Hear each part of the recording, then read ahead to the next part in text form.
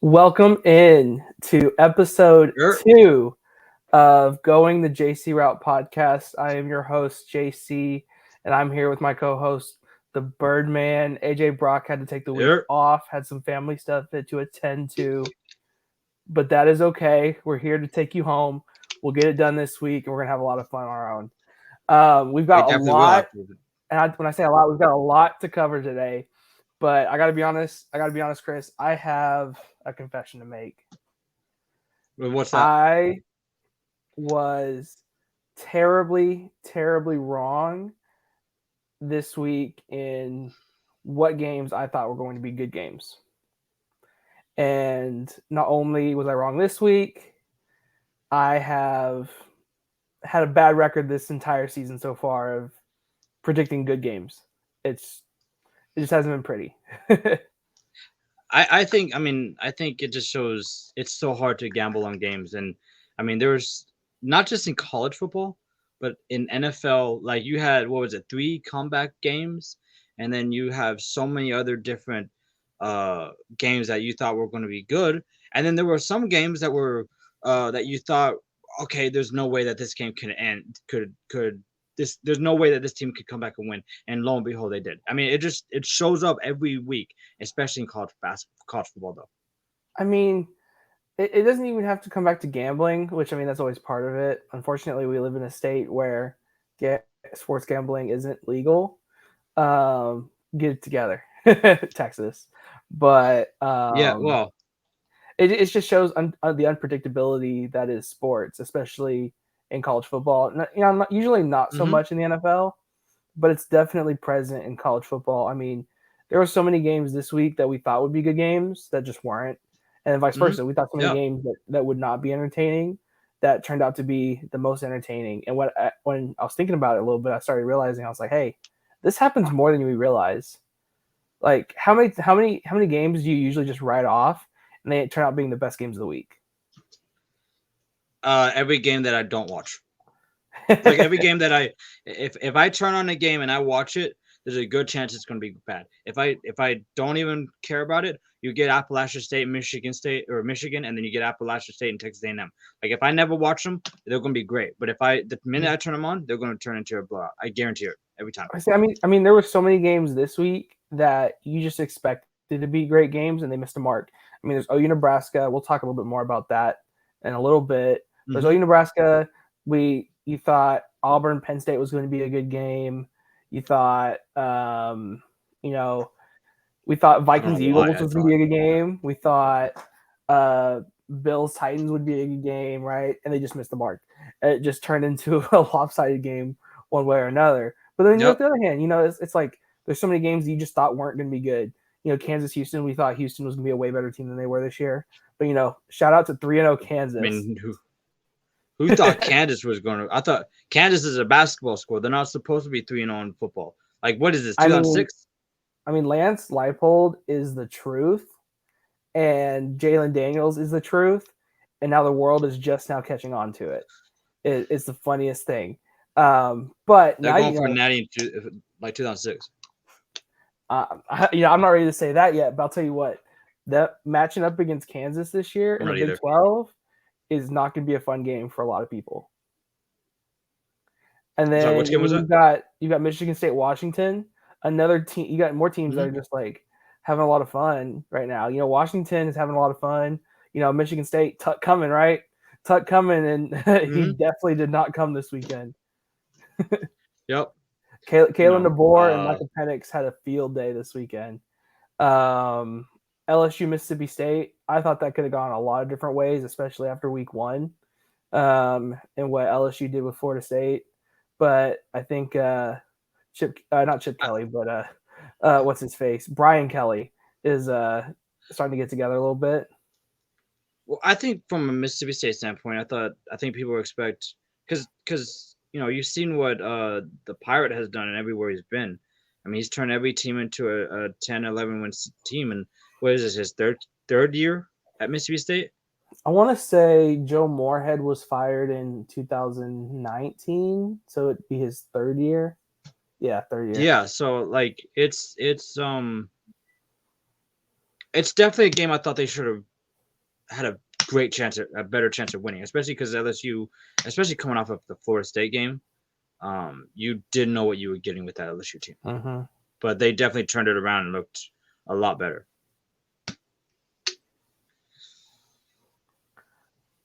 For sure. They still need to work on special teams because that is still an atrocious part of their game, especially if they're Yep. gonna want to compete against Tennessee, who's gonna score points, Alabama coming up.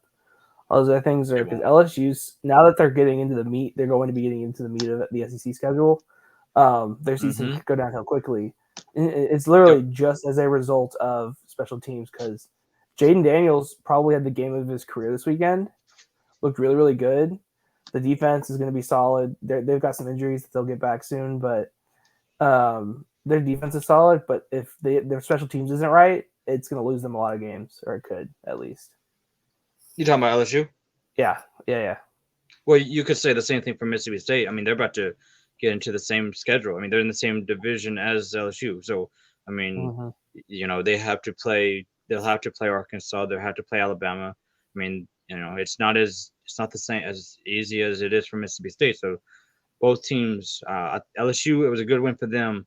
Mississippi State has to figure out things out. Let's talk about Northwestern losing to Southern Illinois, though. What? Um, Northwestern has been.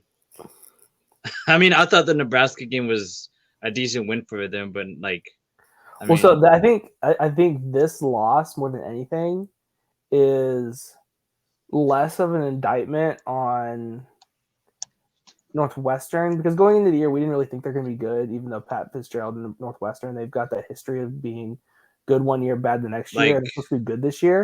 they're. I always think they're more like they're somewhere around 5 to 7 or 8 wins. That's where they normally Right, live. but then every other year they're up like 8, 9, 10 wins. This was going to be one of those years, and going into it, everybody thought they're going to be bad. I mean, they don't really have much on their team outside of what Ryan Helinski and Peter Skronsky. That's about it. Yeah. Which those two alone aren't going to get you a bunch of wins. But I think it's that game Northwestern losing to Southern Illinois is definitely more of a indictment on Nebraska and just how bad Nebraska is. Because that Oh, game in it, week it def. zero was a great game to watch. It was a lot of fun to watch. Really close game. But I think that just shows how Hmm. bad both teams are this year. Well, I think for Nebraska's sake, losing to them, then losing to North Dakota, then getting destroyed They beat North by Dakota. Give them credit. They lost to the Fighting Clay Heltons. What is that, Georgia Southern? yeah. Yeah. Oh yeah, that's right. I thought whatever. I mean, what are they 1-3 against? Like they They beat a are one good and North three, Dakota team, I yes. guess. They are 1-3. But I But mean, I mean, that was just an ugly thing. That game, Northwestern Southern Illinois, is one of those games that you don't watch unless you're a fan of those teams. no. But then you check your Hmm. ESPN app at the end of the day, and you go, "What? What just happened?" Yep. Yep. And that's exactly what my reaction was. And I was just like, "Come on, man! What are we doing? What are we doing?" Yeah. I mean, at the end of the day, like it feels like it's becoming more of a thing where those lesser schools, those cupcakes, aren't cupcakes anymore. I mean, you had that You know what's one, causing that, right? huh? You know what's causing that, right? Transfer portal. You're spot on, man. The the ability for players to transfer from lower programs to higher programs and vice Oh versa, yeah. higher programs to lower programs. Even Mm-hmm. though initially with recruiting, the rich are getting richer, that kind of mid-tier athlete that's not getting run at these higher programs, they're going to these lower programs and showing out, Yep. and that's just going to get the Hmm. talent Well, a little bit closer together. that goes back. Well, that's with the Missouri State, that's what they were doing. Like, they Mm-hmm. got uh uh a coach that was really good who basically got kicked out of Division 1 because of stupid things he was doing, and then Missouri State, um, a lot of their guys were transfers, and we'll talk about that game as well in a little bit. But that was a game where a lot of those guys, the quarterback, the receiver, and a bunch of other players were transfers, and I mean it shows how good they are.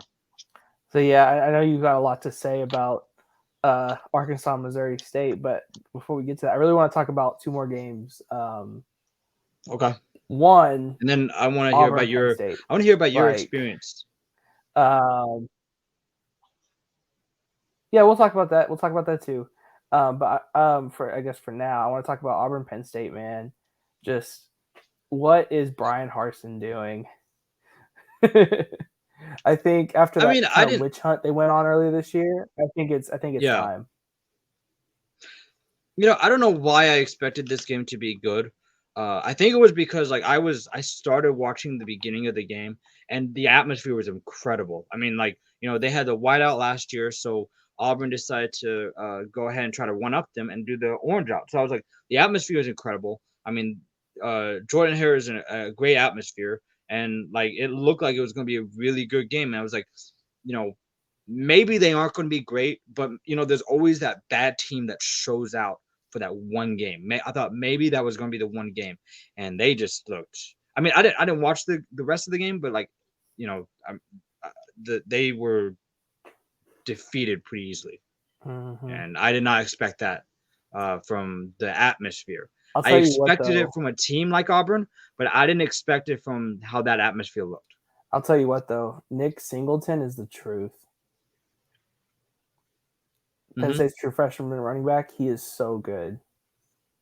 I mean, how many great running backs has Penn State produced Uh, in the I mean, I mean, last I mean 10 years? Saquon Barkley.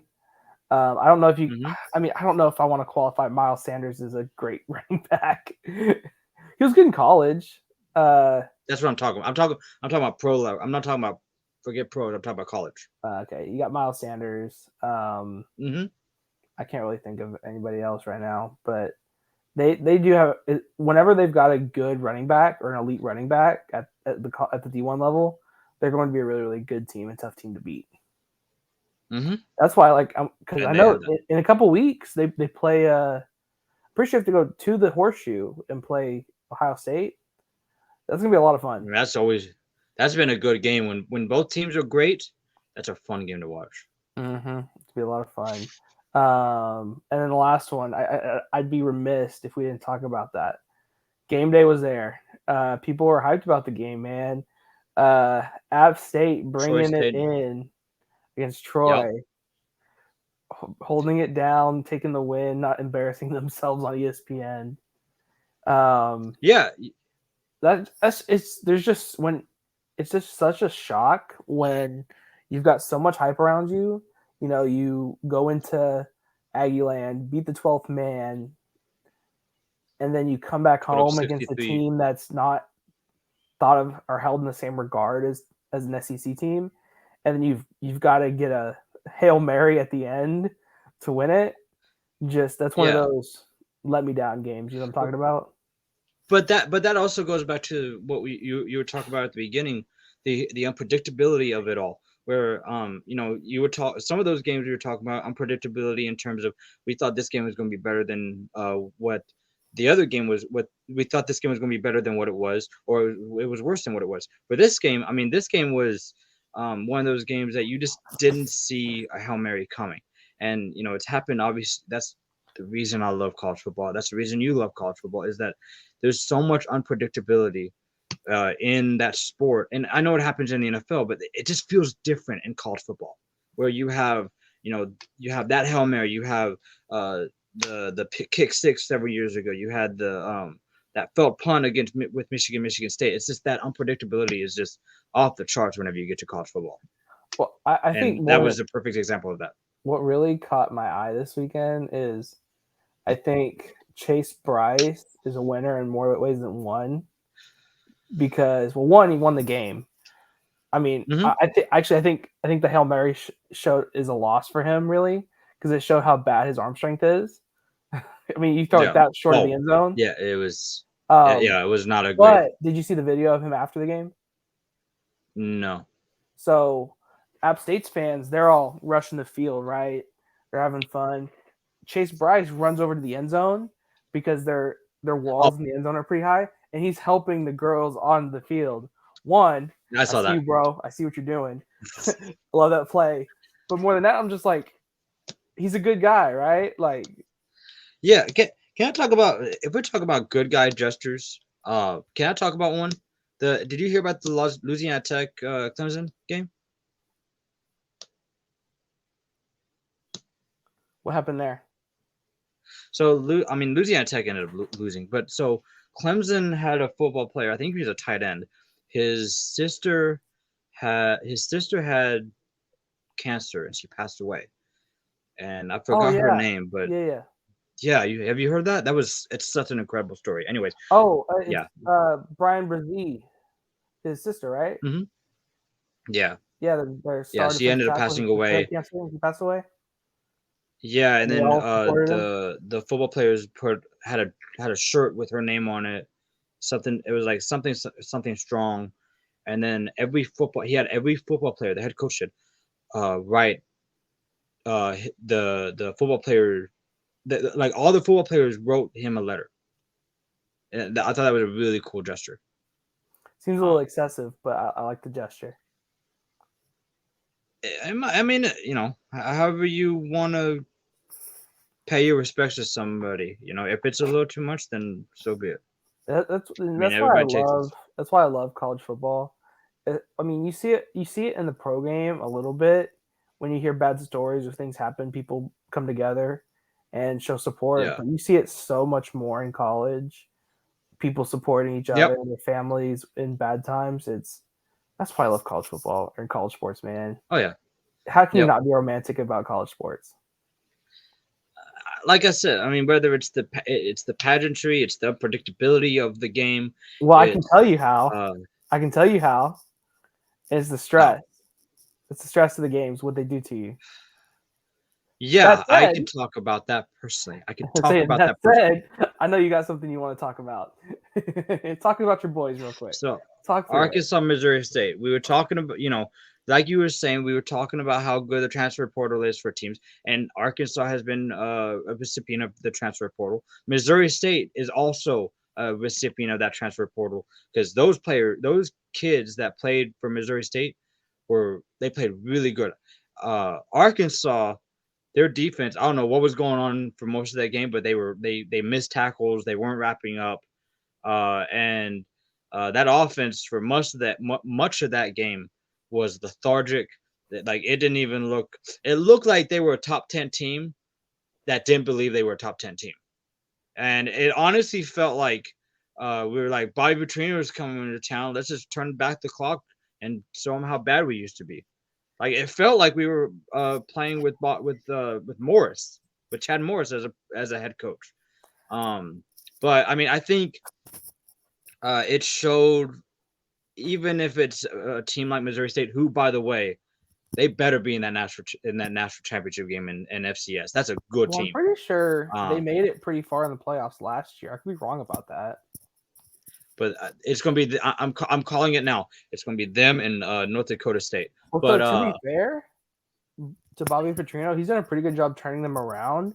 Because I remember I think 2020 it, when they played OU was his first year as a coach there, mhm. and they were not good. But to Well, turn it Missouri around State as quickly historically as he has been impressive.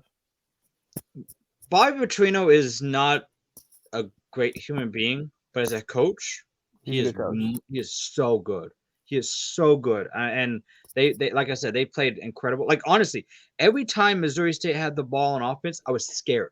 I was scared that they were going to move it. It wasn't like Missouri State was like this FCS team that was trying to punch up to a Division One school. It was like they were in the SEC and they were going to win the SEC championship game, or they were going to win the division. Like that was a stressful game, but I think it showed character in Arkansas' sake that even if they were playing a team like Missouri State, that they were able to wake up in the fourth quarter and um, make it, and end up ultimately winning the game.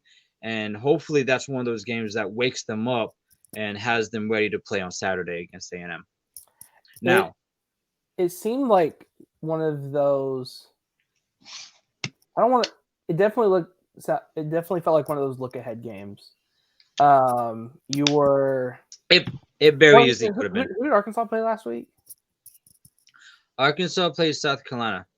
Okay, so I feel like in two ways it could be a hangover game, as well as a look ahead game, because I I mean I you come off a game where you're playing an SEC opponent.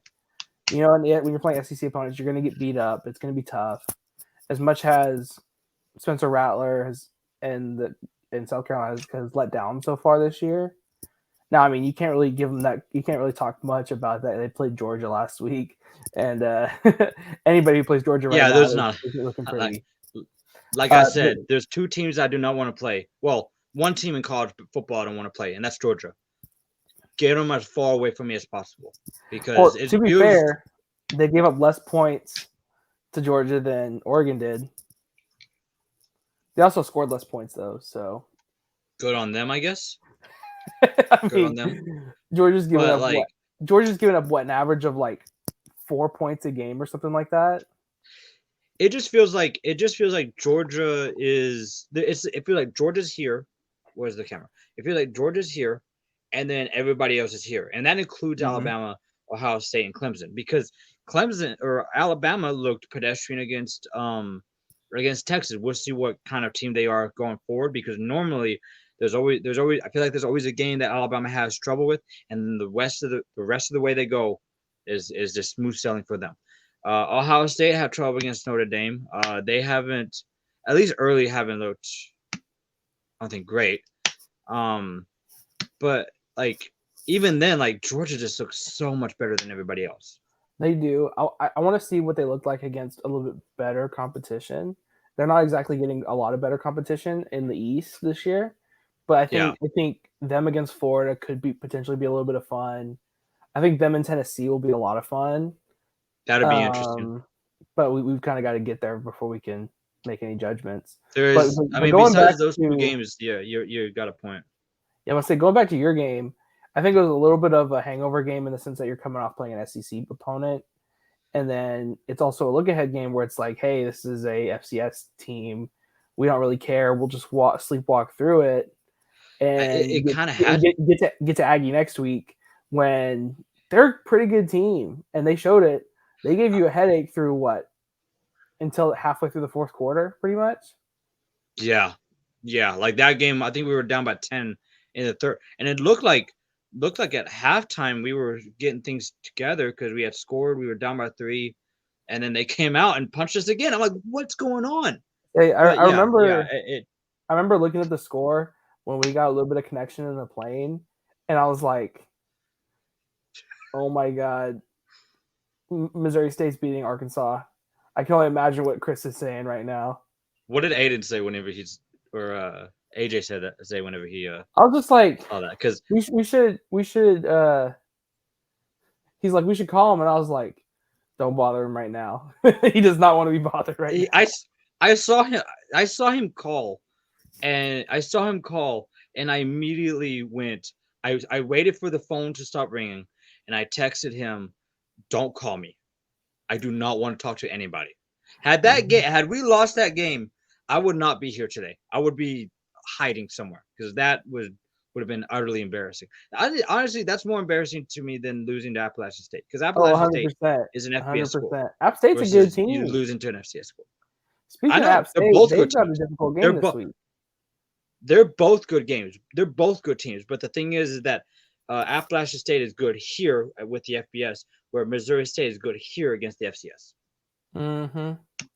I mean that would have not been a good sight if you Mm. lost that game this week. I might have sold my tickets to the A&M game this weekend You would have. because I'm not watching that game. My brother can go. I'm not watching that. I'm watching it at home. Oh my god. But yeah, talk about the looking ahead To thing. be Like fair, KJ started coming through when they needed him. I will say so because did I so did saw the Rocket two Sanders. plays back to back because Rocket had that long TD run, and then right after that Hmm. it was like a well yeah Rocket Centers had the long TD run, and then right after that, they had like a punt return TD, right, or something like that. Yep. And I Yep. was like, oh yeah, Arkansas remembered they're an SEC team. They've got it. They're fine. When I saw that punt return, I almost started crying because I was just like, thank God we didn't get embarrassed. Like it's one of those things that like first off, I don't know how we're still in the top 10, but like it's one of those things like I don't care that we won as long as we are still undefeated and have a chance. Like that's all that matters. I don't care if we had dropped out of the top 15. Like I would have been happy after that performance. Now, No, it's one of those are performances we you done can't be talking? proud about. I Mm-mm. was gonna say that's one of the You just performances you can't be proud of, but at the same time, you got the win, man. All you can do is breathe that breath of fresh air, saying, "Hey, man, we got the win. It wasn't pretty, but we still got that zero in our win column. All we can do is lock back in for this week because we've got that real prize this week." and the good thing about games like that is that it can be a wake up call for teams. Mm-hmm. It's like, okay, we saw what they can do. Let's let's wake up and get ready for what's about to happen because we're Well, talking about A&M, but there's 4 weeks after that, or there's 3 weeks after the A&M game where we are just going balls to the wall. well, it's one of those things where usually, I think to your point, is definitely a wake up call because usually it takes teams to get a loss before they have that wake up call. If you're able to get that close game and use it as a wake up call, that's just so much more power to you that you can Hmm. utilize it for. Now you Yep. just can't go in the next week and lay an egg because that'll be a real disappointment. Yeah, we'll see what happens whenever we go to A&M, and I think we're going to talk about that in a little bit. But are you ready to talk about OU Nebraska and how the atmosphere was in Lincoln Man, on let Saturday? me tell you. So just as a little backstory to the story, Aiden and I flew up there to Nebraska Saturday morning. We got in. We left about 6 o'clock. We got there 9:30. We went to the game and flew back right after. I mean, we got back into Dallas like 8 p.m. Okay, but I have to say that was one of the coolest freaking experiences I've had at a game. At least for the first like 10 minutes of the game, because I mean, Yeah, once OU got up by 28, it was dead. It was over. yeah, But so getting in, well, one, the stadium is just a freaking cool stadium. And so I think we told you the story, but I'm gonna tell the story again. Is so we actually entered the stadium on the so our seats were in the end zone, right? And we actually entered the um, end zone on the wrong end yeah, yeah, for where our seats were, and we were just walking through this big crowd of people, and we're like, well, let's follow the crowd, right? And it turns out we got stuck in the entrance to the student section. yeah. Oh wow, So we that's ended got up to going be all the up. We went up, ended up going all the way up this ramp and started walking through the student section. And we were going through there right as they're doing like the pledges and or the anthem. And sorry about that. Doing the you're good. anthem, and Nebraska's doing their intro and all that stuff. So we had a really good point of view to watch that. It was really freaking cool, by the way. I mean, their whole thing is Husker power, and I mean, Yeah. their How voltages was were the? short, How man. was? Yeah. Oh my God. Like I think I said this last week. I thought that they might come out with more intensity because it was a huge rivalry historically, and I thought that OU or Nebraska was going to be able to hang with them, especially because they did it last year, and you had a new coach and yada yada yada, and they did for a drive. They hung in there for a drive, and then it just went. It basically was just like if you want to do a roller coaster going down like this, that's what it Mm-hmm. was for them for the rest of that game. Well, so yeah, I mean they came out, smacked us in the mouth, got that touchdown on the opening drive, and then Yep. just laid over basically. OU Hmm. made some adjustments and just locked them in the rest of the game. But going back to my story, so we're walking through the student section, right? We're like literally they've got a walkway straight across it, and we literally Yeah. walked across the whole end zone. and the student section is just yelling at us. I've got my OU gear on, and I'm like, y'all know what's about to happen, right? I bet that they were so quiet after that too. But That's gotta so be a great. finally we get back to another entrance where we can go down the ramp again, Yeah. and we're like, well, we need to get to their end zone. So we went to one end and we realized that basically both sidelines where the normal walkway is all suites. So you can't really they don't want you openly walking through it. It's like the Cowboy Stadium, right? Um, Yeah.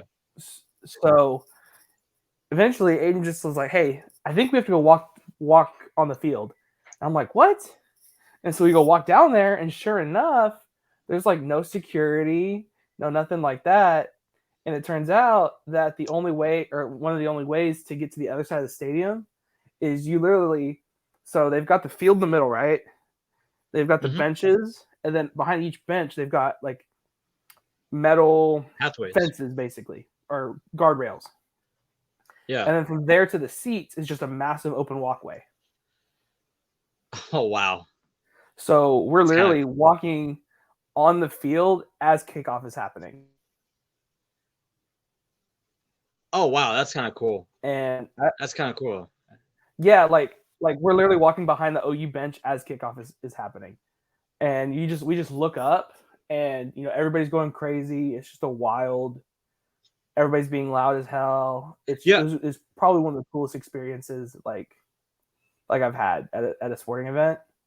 Like I said, you know, you know, it's just hard not to love college football. I'll say it. Dude, And it's I know we've said it several times. I know we've said it several times, and I'll say it several more times. It is hard not to love college football because of just stuff like yeah. that. Like I know, you may not hit like me saying this, but I went going to the Texas game a few weeks ago. Whenever they played, who was it, Louisiana Monroe? Like, Yeah, ULM. I just love, yeah, I just love watching the traditions that every school has, and it's just so cool to watch to sit there and watch all that stuff. Yeah, and then so we get to the other end of the stadium and we're walking underneath the end zone basically, and their end zones or this the end of this end zone is essentially like a field level suite. Like there, it's pretty much like just ADA disability access, Yeah, but literally you yeah. can walk up and just stand there and watch the game from the end zone underneath all the seating. It's again super cool. They've got like lights that say Huskers on it, shooting it on the ground, like red carpet stuff. It's so cool. Yeah. But finally, we get up to our seats. We could give you. We're in the end zone. We're like 82 rows up or whatever. I mean, their end zones are like 90 rows high or 100 rows high. So it's massive end zones, but we had a really good vantage Mhm. point. They do a really good job of having like because the big jumbotron was behind us, but they have a really good job Mhm. of having screens on the sides. So I never felt like I was missing anything. I was struggling to see anything. Their fans are probably some of the nicest fans I've met from another school. I know I've heard that from other people too. People tell me all the time Nebraska fans are great. I can attest to it now. Like just people from Nebraska are awesome. I had these two Yeah. smoking hot ladies sit next to us. Uh, Be respectful. Be they're a little respectful bit now. older. They're a little bit older, but they were definitely smoke shows. Very pleased Yeah. with that. Nicest ladies ever. Um, but then we just talk about the game. I mean, that first drive, they come down. Trey Palmer burns us. I don't know what our safeties were doing. Our corners, they're just late to rotate, or he just beat us. I mean, Trey Palmer's a good receiver, but he should not be beating us over the top, especially splitting split safety look. Yeah. But after that, OU makes the adjustment, and it's just it's just not No, happening.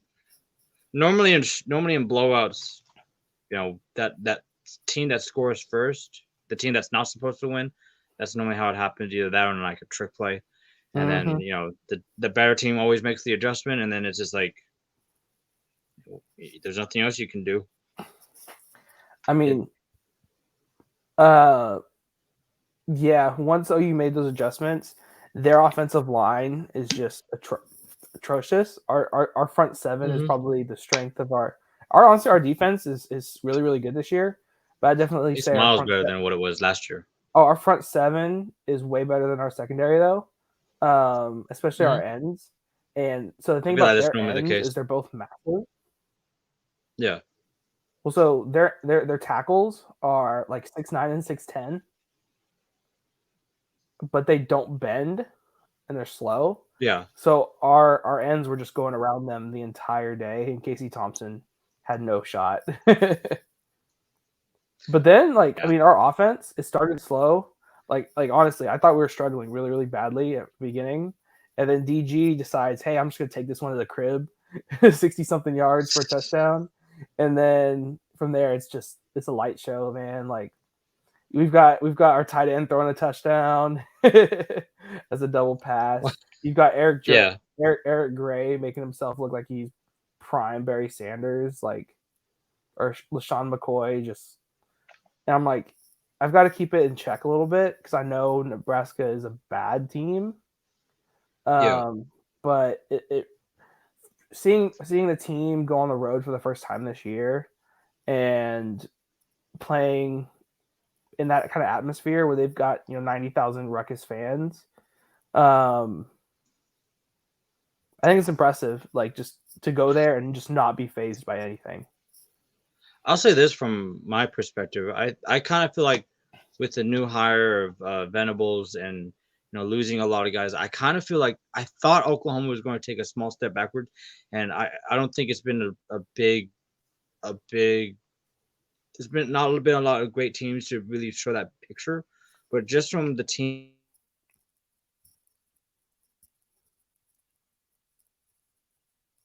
They look so much better, and uh it shows that, like, that was the thing that's been missing for years, is that they were good offensively and they just couldn't stop anybody on defense, and it looks like the defensive identity has been amazing for them, albeit against lesser opponents. Yeah, well, it's fun because Brent Venables, he's been like one of the best defensive coordinators in the country for a long time now.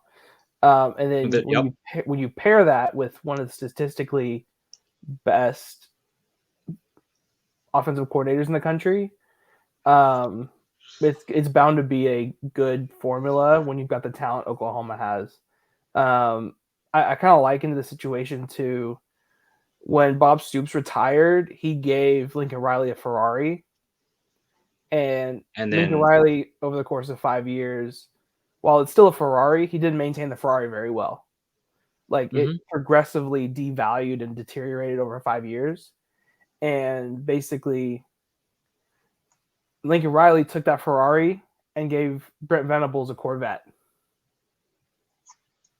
I feel like Venables is going to turn into a truck, though. Well, so then see what A happened is really nice truck. Brent Venables has taken that Corvette and upgraded it, detailed it, and made it Yeah. like the best Corvette you could possibly own. Hmm. And Yeah. now we'll see what happens the rest of the year. But I'd say as of now, from what I'm seeing from the team, discipline wise, they've bought in. The defense is, uh, well, one of the leading. We've only given up 10 points a game through 3 games, and we gave up 35 in week one against Tulane last year under Lincoln Riley. So that's a good start. But Yeah, that also, that that was the other thing, is that, like, under Lincoln Riley against the lesser team. I mean, who was it? Y'all almost lost to Army. Y'all almost lost to Tulane. Like, you were giving up a lot of mhm, points to those teams that you shouldn't we shouldn't. even really allow more than a touchdown, or 10 Mhm. points, if that. Well, And so, yeah, it's here's it's definitely showing. Well, so not only is our scoring defense better, you know what is really making me happy so far? Hmm. Oh, through 3 games, Oklahoma's leading the country in tackles for loss. Yep, that definitely helps. And so that's making me really happy because that tells me our front seven is doing their damn job. Keeping contained against the running game and then also getting to the quarterback. It's it's a really really good look. Now it's going to be interesting to see what happens going into Big 12 play, especially this week. We've got K State. We'll Hmm. preview that in a little bit, but I mean just from from on paper, I guess they're a better team. But then again, they disappointed this week against guess who? Tulane, right? So it's gonna be interesting. Um, we'll have to see. But all in all, I have to say my experience with Nebraska, that was a really really good experience. Oh, also, And you had a good I just want Saturday. to touch on it again. Their stadium is so their stadium is so freaking cool.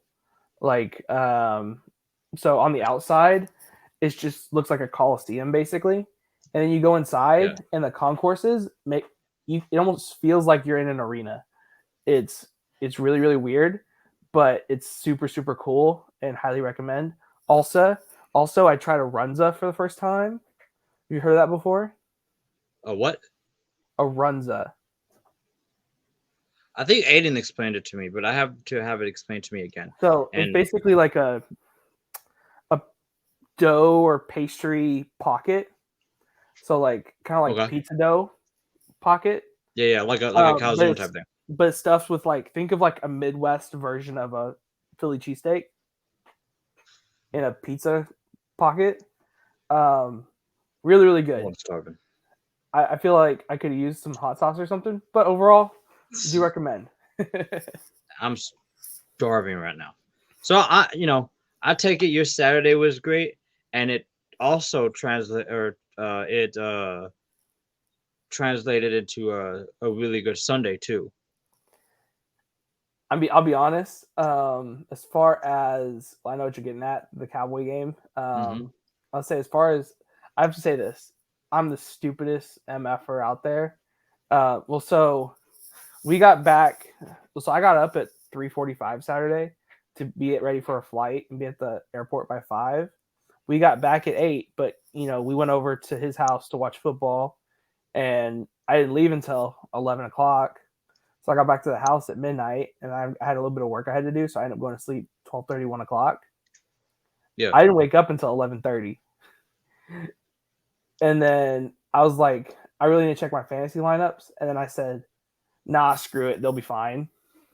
And so one of my leagues, Oh, I had Michael Pittman and Alvin Kamara on the same team, and yeah, needless to say, I lost that week.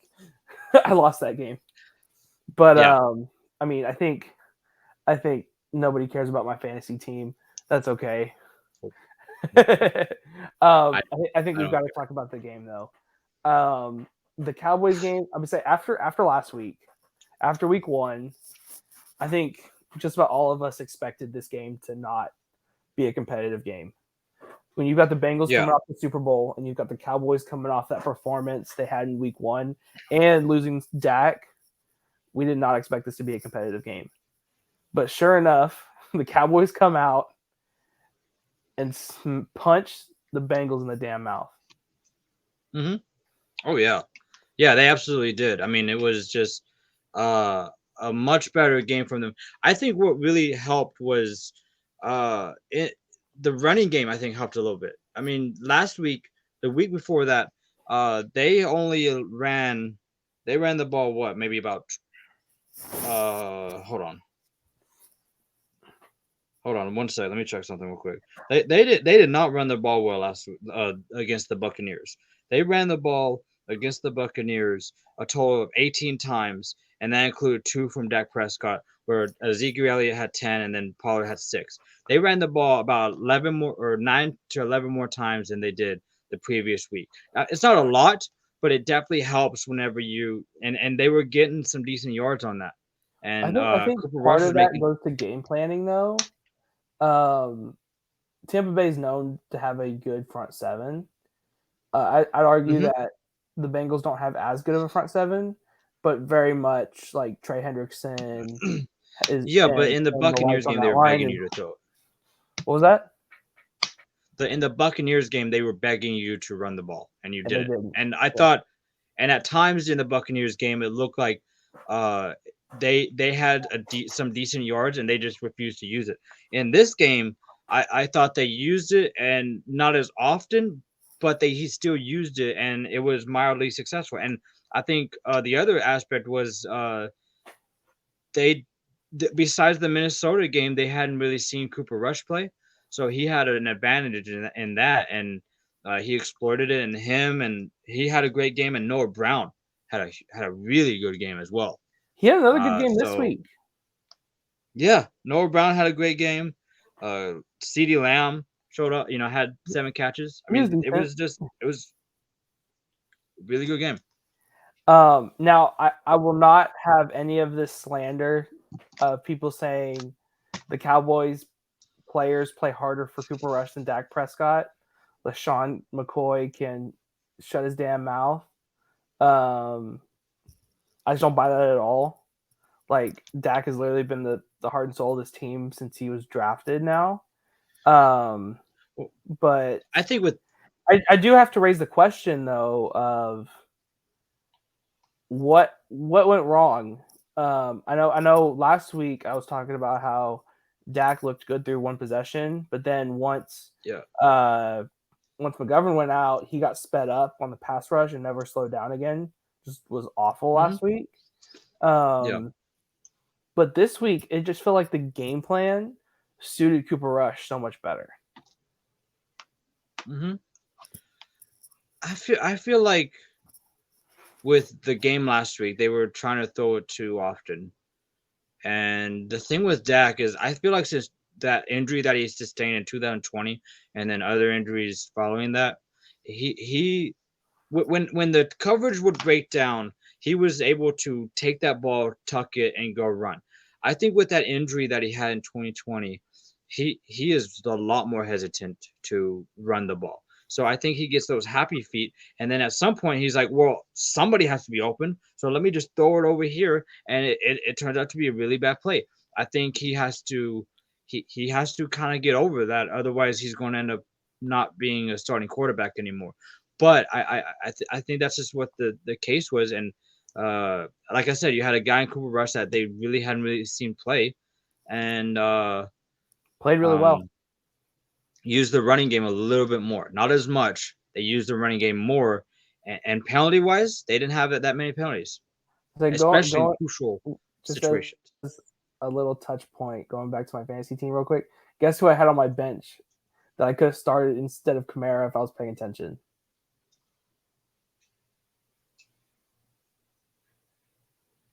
Sony on the Cowboys.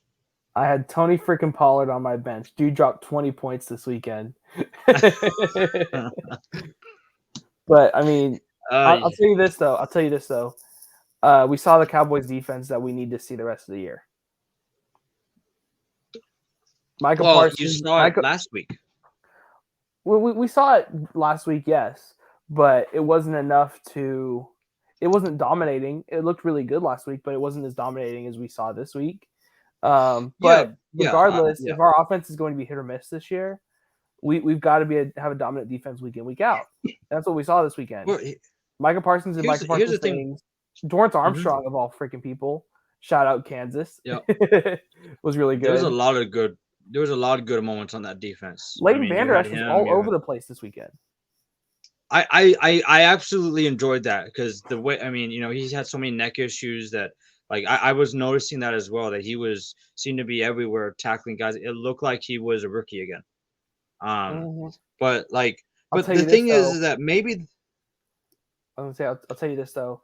Trevin Diggs needs to get okay, better in coverage. he wasn't bad, but he does. I think I He don't think wasn't it was bad, too much of a and to problem his this. credit, he came up with that big play at the end of the game to stop the receiver. I think it was Jamar Chase. He stopped short of the first down. Yeah. They did that little swing pass at the line of scrimmage, and Trevor Hmm. Diggs came in like a bullet and dropped him immediately. But there's that other play. You remember that pass that was over the middle? It was a little in route, and Yeah. the safety's coming over the top, and Trevin Diggs, you just see fly through across trying to go for the ball. And instead of defending the ball, he tried to catch it. And because of that, the completion and the first down happened. I'm like, dude, that's why he's so kind of boomer bust. He's got to, instead of, He played great this game.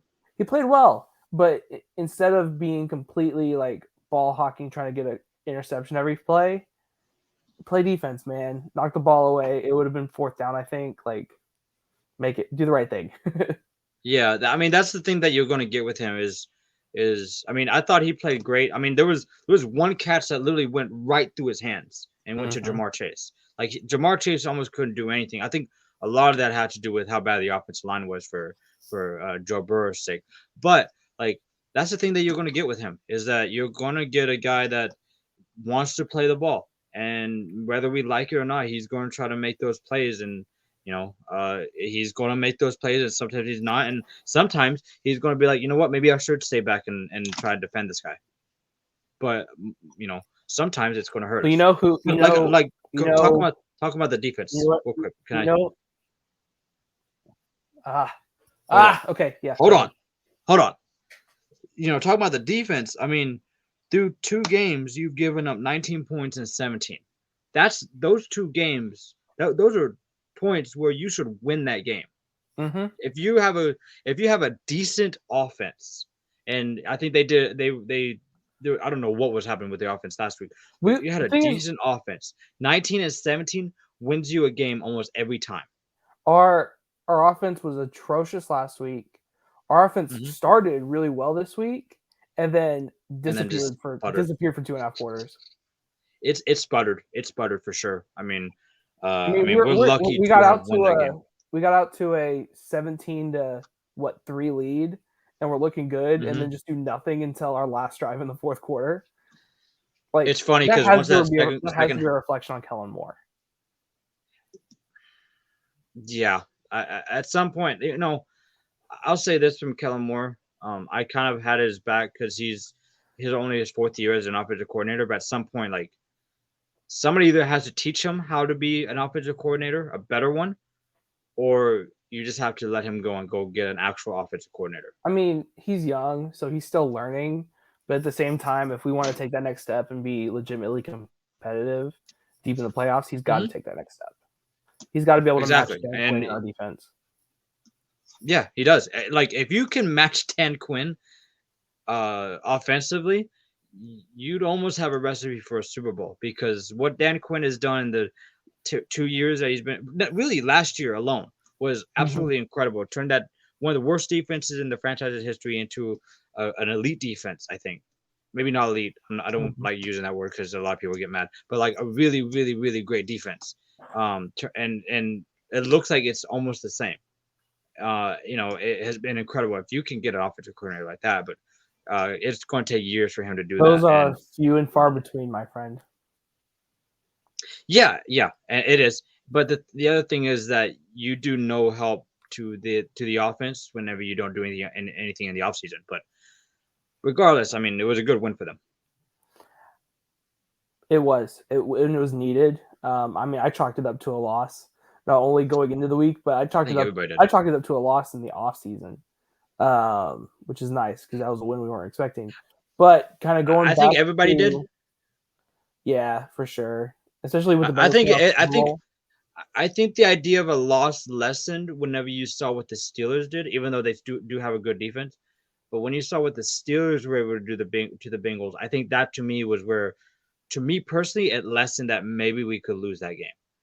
But I didn't Mhm. think that was going to be like honestly, I thought the defense was going to be playing well as it did last week, and then the offense was going to be eh.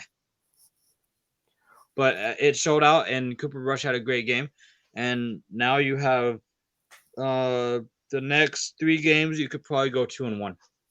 So we've got to that. Well, so to that point, going back to Trevin Diggs, here's a situation this coming week where he could have a chance to show out if our front seven has a good day, because I do not trust Danny Dimes and the New York Football Giants. They're 2-0. Oh, They've looked good so far. A lot of that's because Saquon is healthy, but and it's not nothing to do with Daniel. if our front seven is able to get pressure on Danny Dimes, I have full faith that our secondary can get a couple turnovers. Yeah, yeah. That's a big I assumption mean, because the Giants definitely look a little bit better this year than the last couple years. But especially Brian Dable, man, he's a good coach. He's getting them whipped into shape and looking good. But Man, the Cowboys should not lose this game this week. They just shouldn't. It's going to ride on how good the I mean, how good the defense is going to do. I think the defense is going to do fantastic, but Can our offense hold up there into the bargain? That's the biggest question. and it's going to be up in New York too, so Quick, up in the Meadowlands. I'll say, and it's a Monday night game. Yup, it is. I'll have to get off of work. But real quick though, what? Throw out a prediction for this week's game. New York Giants Cowboys. Yep, throw out a prediction for it. Score prediction? Because I'm so bad at score predictions. I mean, we've already said it. We're bad at predictions, but I'm gonna have you do it anyway because it's funny. I mean, shoot. I think the Cowboys get it done. I think it's 24-20. 24-20. I think I don't even know. I think I'm still a little shaky on what our offense is going to look like with Cooper Rush and Kellen Moore calling plays. I think I think I'm on the same wavelength as you. I think the Cowboys get it done. I'm probably going to go a little bit less than that though. I'm thinking more 20 to 13 or something like that. Yeah, I was actually leaning towards that as well. I think this game is whoever gets above 20 wins. If that game, because like neither offense is great. The defenses are our defense is really good. I'm not sure how great their defense is because I mean, as long as our defense can contain Saquon Barkley, we'll be fine. Yeah, I'll say this. Yeah, like I said, whoever gets above 20, if anybody gets above 20, they're going to win because I just don't feel like it's going to go much further than that unless one of the offenses explodes. That's fair. Well, okay. So we talked Cowboys, we talked college football. I want to revisit college football for a minute because I think this would be a fun time to have this conversation, and it's through the first 3 weeks. So we've gotten through non-conference for most teams. I know we've got a game or so here or there, but I want to really talk about what expectations were missed. And or overachieved. So missed can be good or bad. So who's overachieved, who's underachieved, just expectations that either the press or fans had for teams, and we're just completely wrong. So Vanderbilt. I'm just. I mean, they're 3-1. Like nobody like if we're being. This is kind of a joke, but like if we're being honest, like. Vanderbilt's one of those teams that loses to North Dakota State by 30. So like for them to be 3-1 is good for them. Well, so here's a fun question. Here's a fun question. So Vanderbilt's going into the SEC schedule, right? Yeah. Their over under for the year win total is 3.5. Do they get a fourth win? Is Missouri on that schedule? I think it is. I had to look. If Missouri's on that schedule, like I feel like they could. But I think they are because they're both in the East, right? They are. You know what? I think they could. I think they could beat Missouri. So rest of the way. Not saying that they will, but they could. So rest of the way, Vandy has at Bama, Ole Miss at home, at Georgia, at Mizzou. That one. Possibly. They've got South Carolina at home. They've got at Kentucky, Florida at home, and then Tennessee at home. Their best bet to beat anybody would be Missouri. Yeah, and then like way above that, South Carolina probably, or Ole Miss. Way above that. Like you're talking about like dude, Ole Miss looks good this year, dude.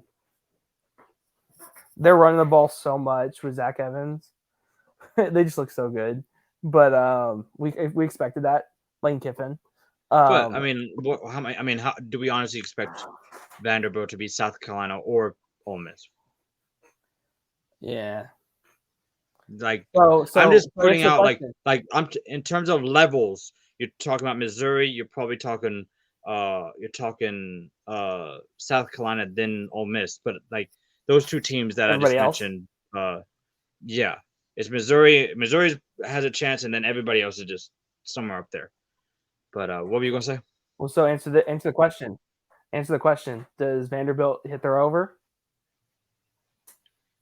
No, You, I you don't think think they're so. gonna I go? think You think they're gonna lose 8 straight?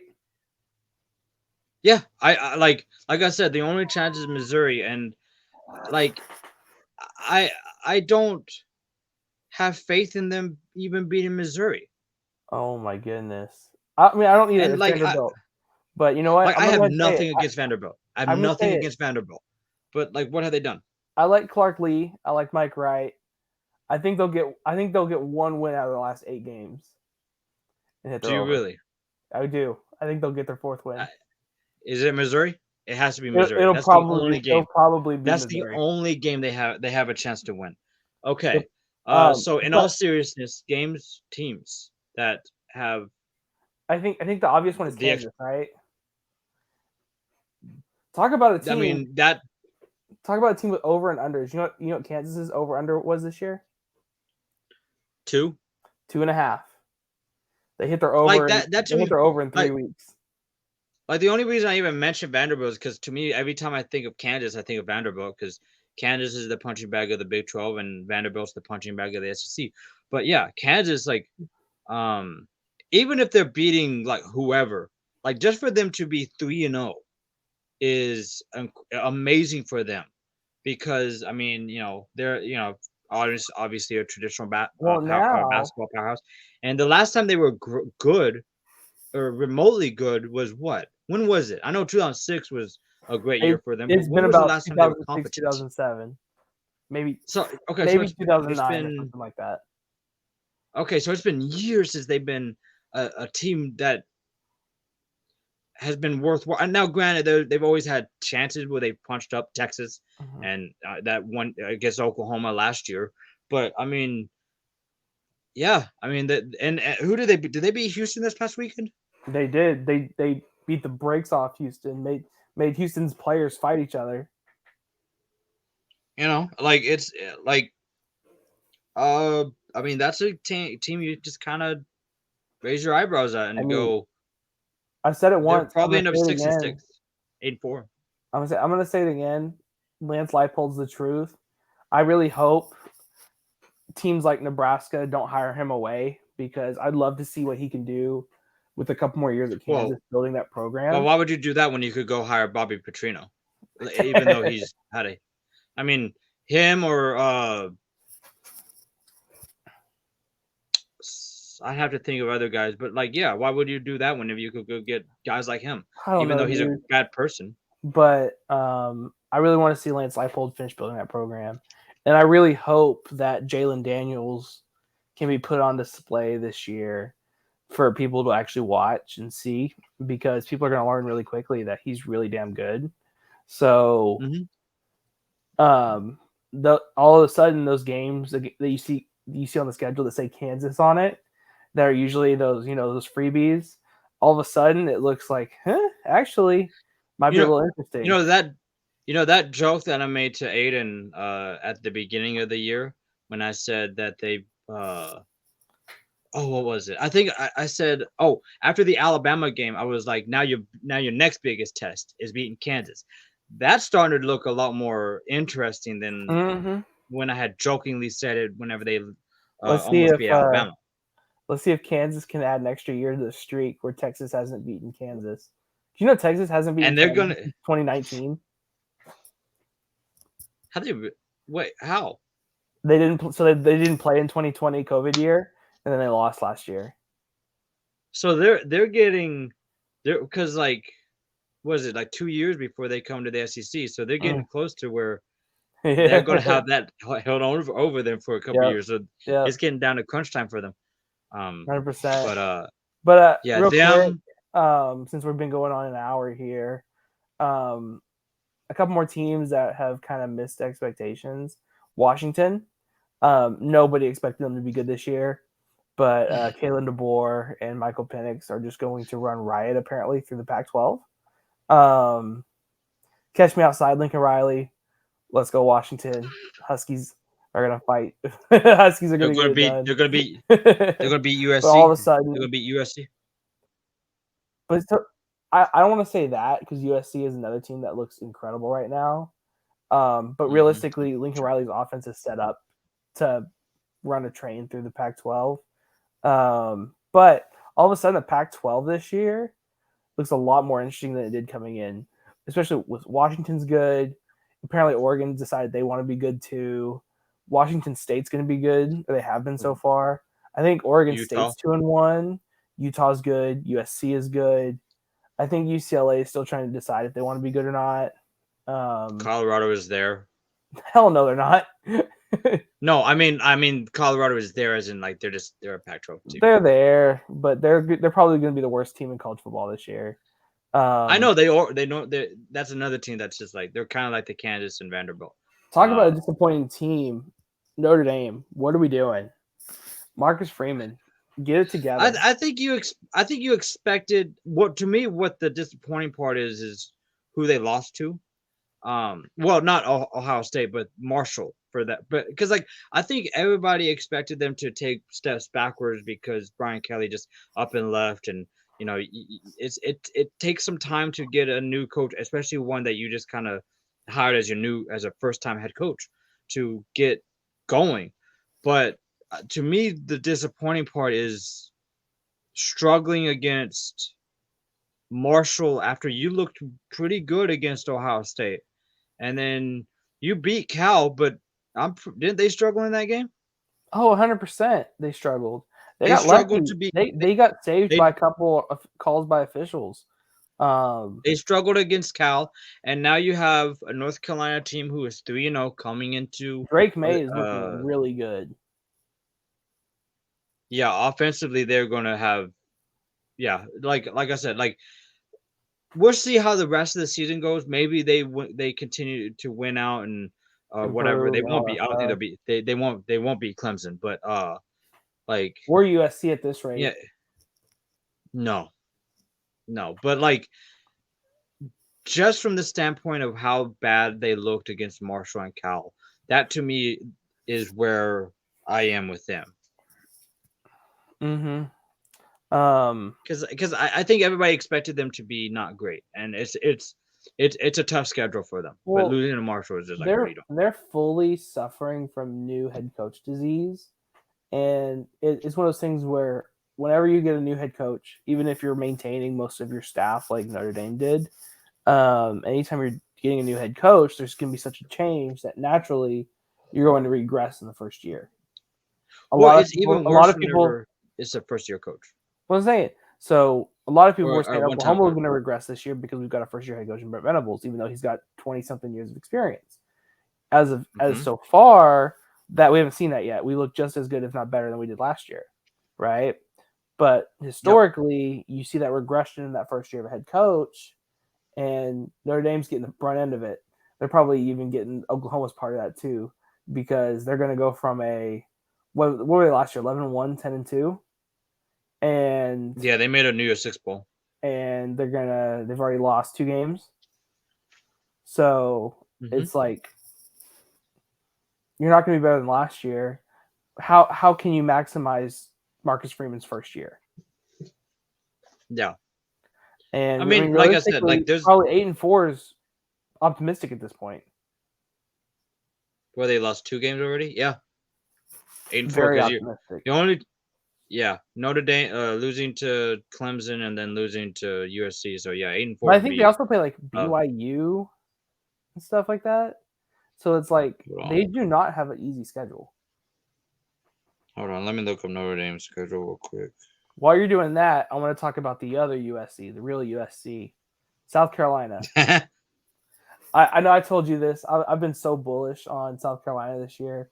I absolutely Hey, love by the seeing. way, Notre Dame plays BYU after they played North Carolina. Exactly right. So their schedule is just not fun at all. I say that I and can see you've got 7-5. Arkansas Seven and schedule five is too. good. Yeah, but there's levels to this. There's Notre Dame Yeah. where they had a new head coach and they are I don't know how much the expectation is. It's Notre Dame, so they probably had like national championship aspirations all the time. But with Arkansas, it's like there's talent there, and they were an 8 or 9 game win team last year, so there's expectations to be a lot better. But yeah, they're both brutal schedules. Um, but I can see 7-5. Hmm. I think 7-5 is good for them. It's possible, but Not we're for just gonna I have to mean see not it for play their out. fan base, but from where they started, 7-5 is great. Yeah, and hopefully they can build from there. But talking about Who cares? South I don't care. Carolina, like I was, I love Shane Beamer. I believe in him. He's gonna be a great head coach for a long time. And I was telling you, I was really bullish on South Carolina this year. I thought they're gonna be really dang good. You got Spencer Rattler, you got Austin Stogner, you got a couple other transfers that coming into a new system, they're gonna get a chance to play. And they just have not been good so far. I Well, mean, to be realistically, they played fair, you Georgia. beat yeah. To be fair, they beat or they had to play Georgia Southern. Georgia. And huh? Well, so they played Georgia, got smoked, which we expected. I think the week before that they played Hmm. Georgia Southern and squeaked out a win. And then they played at Arkansas and lost by like 15. Yeah, it wasn't particularly close. And no, Spencer Rattler has not looked good Arkansas, at all. yeah. So it's And to like make your correction, I think Arkansas or South Carolina played Arkansas before that yeah, week. yeah, they played Georgia Southern week 1, Arkansas then Georgia. Sorry.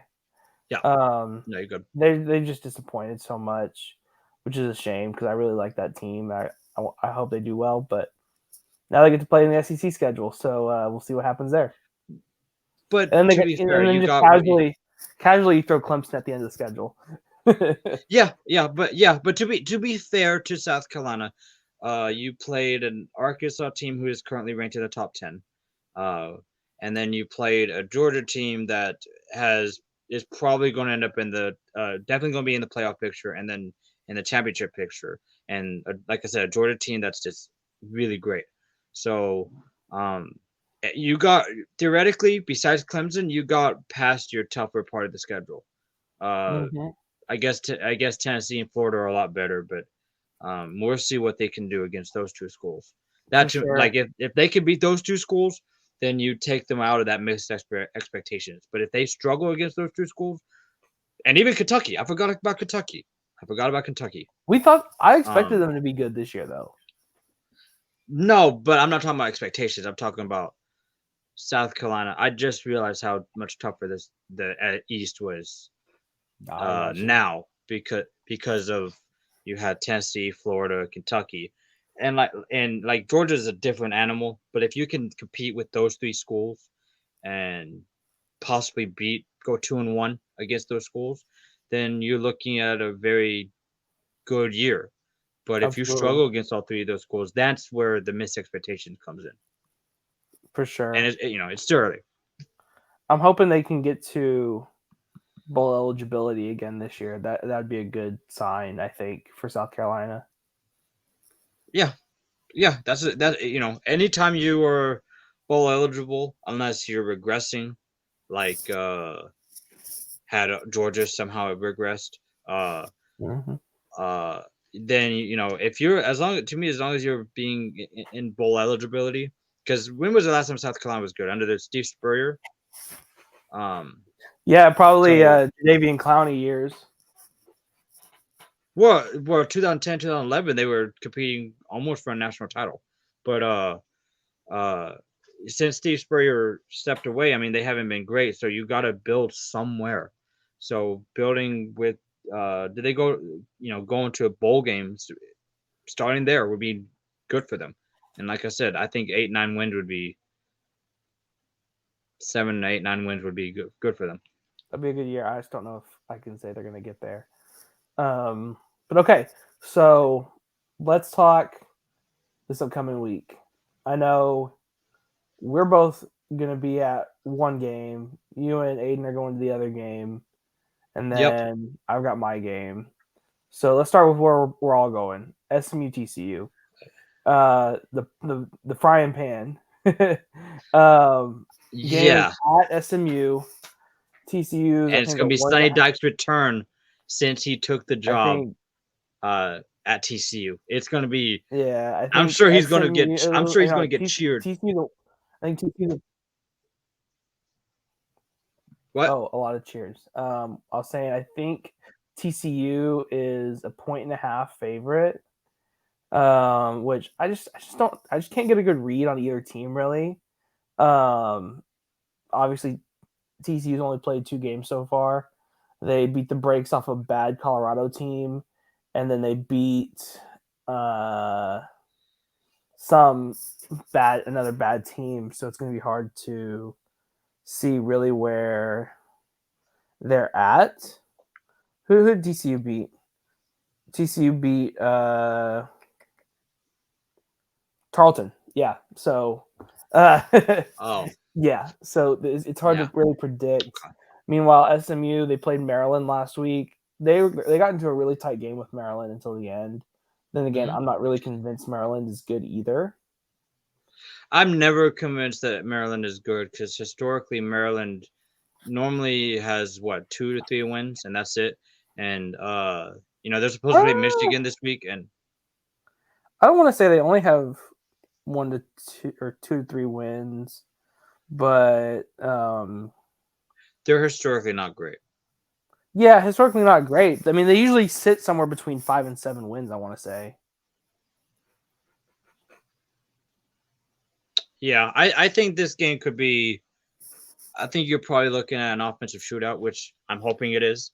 Like, what's better than Oh yeah, sitting Sonny in a Dykes and Rhett what's better than Lashley going at it. hey, wait, hold on. What's better than sitting in a suite, eating food, and watching a shootout? Can't get much better than that, man. There's nothing better than that. So I think it should be a shootout. Um, I I'm not mean, going to pick a winner. I'm so torn. I think TCU's got better talent, but I think SMU has more experience. So it's hard. It's a hard game to predict. If I had to guess, I think I'd probably lean TCU on this one. I'm also leaning TCU, which hopefully AJ doesn't watch this because he'll be Fine. utterly upset. It's But okay. He can yell at us on the side. But let's talk about the bigger game then. Let's talk about the bigger game of the day. Arkansas, Texas A&M. You guys are going to that game Saturday night. So TCU, by the way, TCU SMU's 11 a.m. game. Arkansas Texas A&M is a 6 p.m. game. on ESPN, So y'all be going to that. are both What's are your? both games on ESPN? It doesn't matter honestly. But No. what's your initial expectations for Arkansas A&M this weekend? I think it's very much going to be offense versus defense. I think we have a very good defense or offense. We have really good quarterback, Rocket Sanders, who's a great running back. I think we have 3 really decent receivers as well, and Knox, who's a tight end, and then Hazelwood's had several great games for us. But their defense has been fantastic. I mean, even they lost to Appalachian State, but they only held them to 14. Miami got into the red zone like what 4 times, couldn't score against them. Uh-huh. Um, Absolutely. and even offensively for A&M, they haven't done much of anything. I feel like this is going to sound very biased, but I feel like we have enough on defense to stop them. And then offensively, I feel like we can do just enough to beat them. So what's your score prediction? But I'll say that. But I'll also say this. I'll also say this. In years past, when we weren't as good, even under the Chad Morris era, we always played that game really tough. So I'm expecting nothing less from A&M. So what's your score prediction? God, Put you on the spot there. Gotta be quick. given how underwhelming the offense for A&M has been, and how good their defense is, I think this is going to be a very low scoring game. And again, not good at doing this, but I'll pick Arkansas uh 20. I'll do what 20 24-20. I did that earlier, but 24-20. I like it. Tight game, not particularly high scoring, but also scoring a little bit. That'll be a fun game for sure. well, I we'll see think how I much think fun I'm having at the end of the game. I just think until Aggie can prove they've got consistency on offense, it's gonna be tough to convince anybody that they're gonna win against a good team. I think Arkansas is a good team Yeah, as long as they're focused. We've already talked about how it's kind of a look ahead game this past week, and but you know, once they lock in, even they should be even okay. as good as even this game, like we shouldn't be looking ahead, but we have Alabama next week, and then after that we have other tough games. So it's definitely not a you should not look past them at all. But like, I mean, this has been an A&M team that's been underwhelming. I Mm-hmm. mean, if you're an A&M fan and you don't agree with that, then I don't know what you've been watching. But it's been an underwhelming. Offensively, it's been underwhelming. It lost to, albeit a very good Appalachian State team, and then we struggled against Missouri State. But like, and then offensively they struggled against Miami. Should have won that game, by the way. But so But did they though?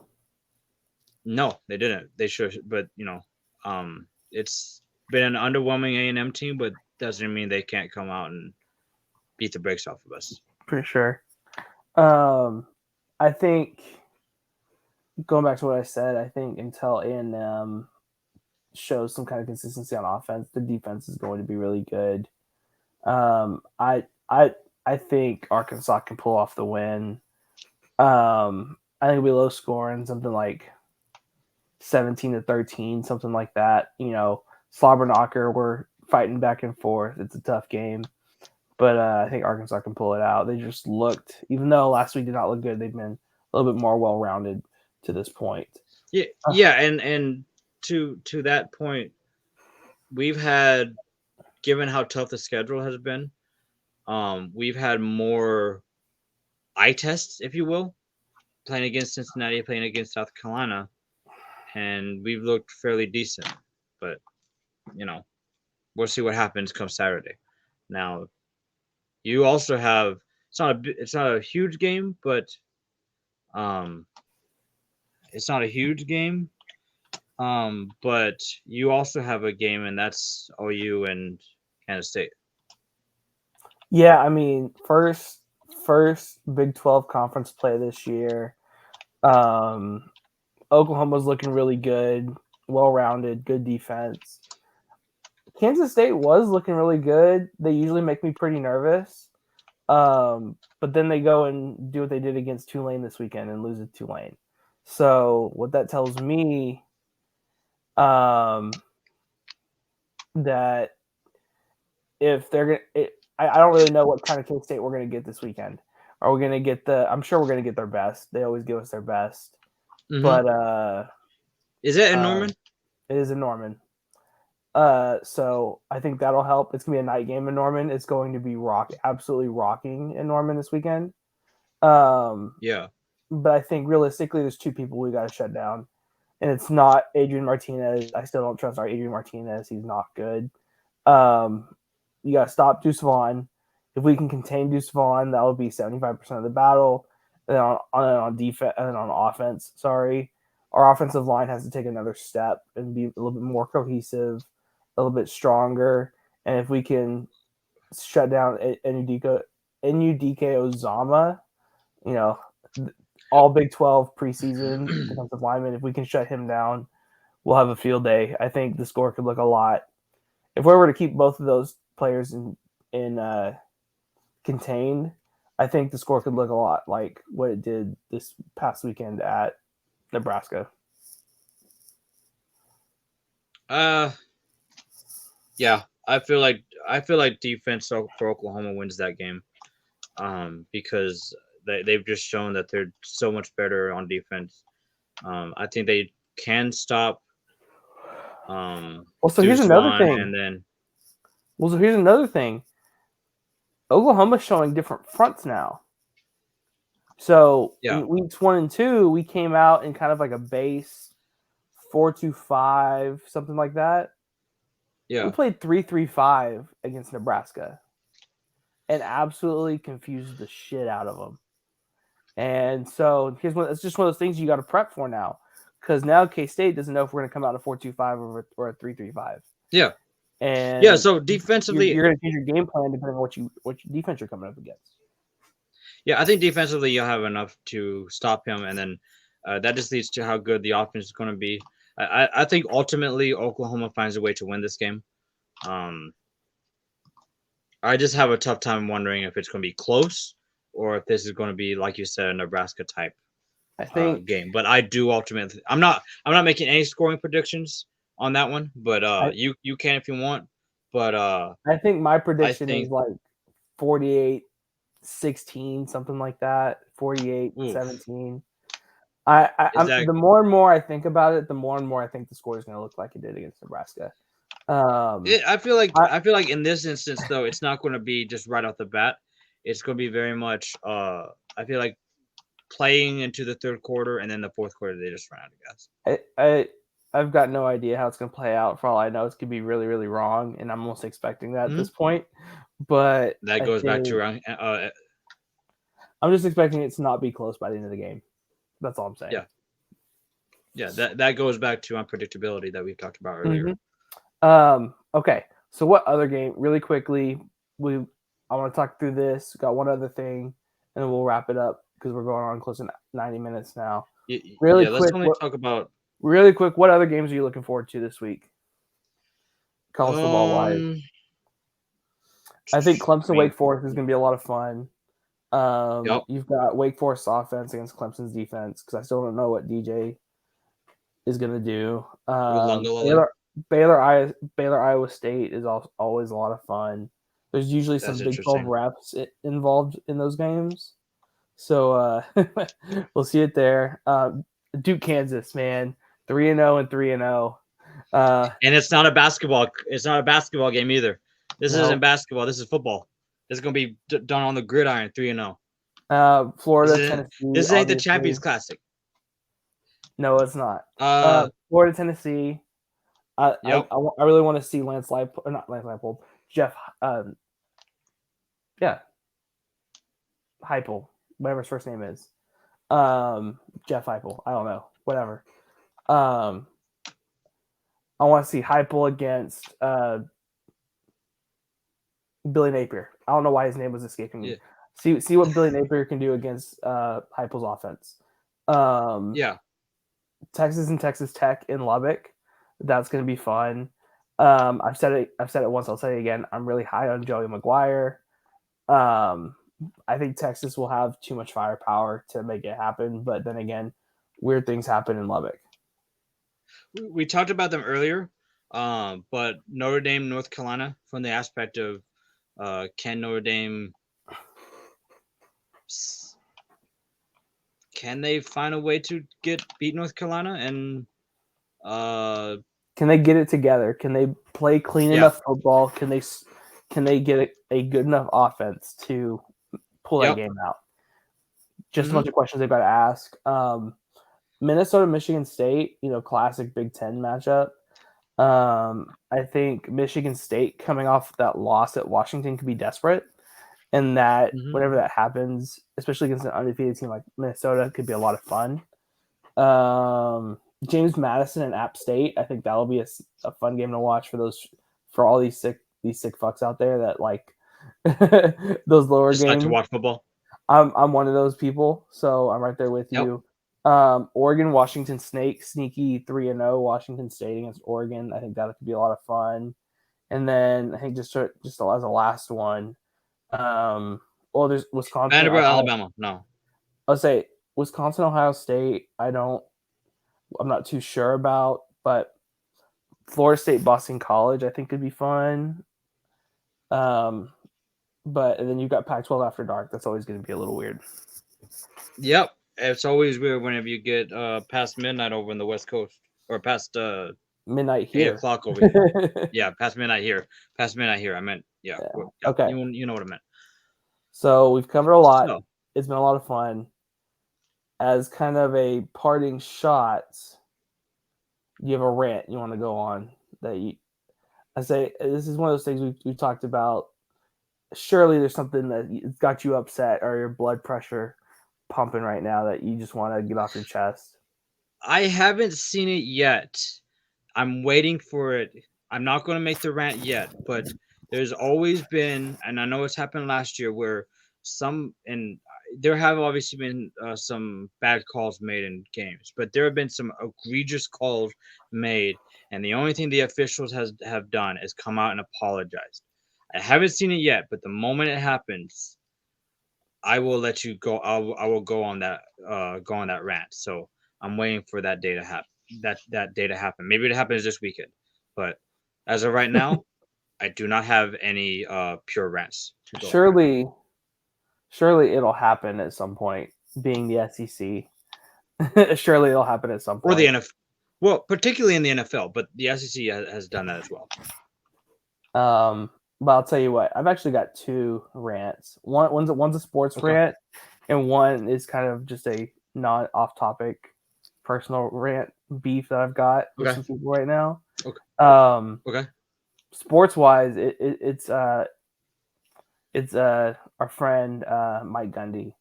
Um, today he came out just getting so mad at Oklahoma and talking trash on us moving to the SEC. Like, dude, grow up. Talking about how Oklahoma followed Texas and the money to the SEC. First of all, I agree with the money. Like, there's gonna be more money Because in of the my money. SEC. Okay, that makes sense. But to say we followed Texas to the SEC, that's 100% false. Oklahoma has contacted the SEC way before Texas got involved, but definitely it makes a lot of sense that we're going to come together. Yeah. Now, obviously, Texas has a lot more money than Oklahoma, but to call us broke does not make sense. Obviously, Mike Gundy didn't call us broke, but another thing, don't call Oklahoma broke. There's money there. I'm sure there is. But to get upset saying the rivalry won't be played after we move to the SEC. I mean, well, one, what rivalry? Like, it's not even close. It's like 90 to 19 and 7 or something like that. It's stupid. But it's like you're going to get butt hurt over us leaving. It's like if Oklahoma State had the same opportunity, y'all would have done the same thing. Y'all would have left and got more money, 100%. Yeah. But he's going on I mean, about all of Oklahoma's negotiations with the SEC are all about money. I bet not once Bedlam came up in those conversations. I mean, that's a hell of a speculation for one. I bet he's not wrong, but surely it came up about something in terms of scheduling and stuff like that. well, like you look at like teams in the SEC, in the SEC in the East Division, like you have a lot of those teams that play out of conference rivals all the time. Louisville plays Kentucky, Georgia Tech plays Georgia, Florida plays Florida State, South Carolina plays Clemson. Like I don't understand like why you couldn't make some kind of scheduling like that where you have that last game to play your rival, unless Oklahoma State seems to have a problem with it and they just don't want to play you. I think that's more than anything. I think they're tired of getting their butt beat 9 years out of 10. Like Mike Gundy's a child. We've known that for a while. Just get over yourself, But he man. did say he was a I'm a man. man. I'm He 40. Well, be a man at he 55. Come on, man. Like, I'm tired of hearing you run your mouth. Win a game Mhm. once in a while. Like honestly. Mhm. Yeah. I think that's safe to say. Okay, last other one. This is me and against the Texas Department of Transportation. Okay, so we got back from our flight Saturday night, and we're driving down 35, right, going to Yeah. his house. And if you're from Texas, you know 35 is just an absolute horror show 23 hours of the day. And Mhm. I don't care if it's weekday, weeknight, weekend, whenever. At this point, it's like 9 o'clock Saturday night, and they've got 35 North and in downtown closed to one lane. Yeah, I don't care. There's way too many damn people in Dallas these days to have 35 shut down to one damn lane. And then on top well, of you it, know you what? got everybody saying, "Oh, I'm more important than everybody else," instead of working together so we can all get to where we're going. You know what? I know it's not sports related, but you know what? On second thought, I do have a rant. What's that? So I'm so tired. I'm so tired of seeing all the construction. Like I live right over here, not too far from a pretty big street, and I'm so tired Yeah. of driving around and looking at all the construction. It's like, can we all get together and finish one project before we focus on everything else? Like, do we have to shut down like basically an entire part of a major road for us to like so nobody can travel? Like, can we focus Yes. on one thing, fix that thing, then go work on the other problems around this country or this city? Because like it's just ridiculous. Everywhere I go, I see construction, and it's ticking me off. The Anyways, answer is that's the yes. thing that You have to deal with it. I'm But like this. I'm like this close. I'm like this close to being a madman and just getting out of my car and just start throwing stuff. I think that's the more frustrating thing more than anything is not only is it you're doing construction on the major roadways where we live, but also you're doing it all at the same time. So Yep. there's no break anywhere you go. There's literally construction on every major highway in Dallas. And it's Yep. especially now, especially with how quickly people are moving to the DFW area, um, there's just no relief, whatever. And it's like, I'm not living in California for a reason. Don't bring your California traffic here, please, for the love of God. Yep. I like how we turn this into a podcast about our daily lives. Yeah, I think that's enough for today. Um, thank you, thank you, thank you for joining us on the second episode of Going the JC Route. We went way off topic today, but thank you again for listening and hanging out with us for a little over an hour and a half now. Please remember to like, comment, subscribe to the YouTube channel. It helps us grow. It helps us a lot more than you believe. But until next time, we'll see you when we see you. Anything else? Pieces. Peace. I'm Horns done. I'm out. down. Aiden can't defend himself Go Hogs. anymore. That's Go all that Hogs. Beat matters, A&M. man.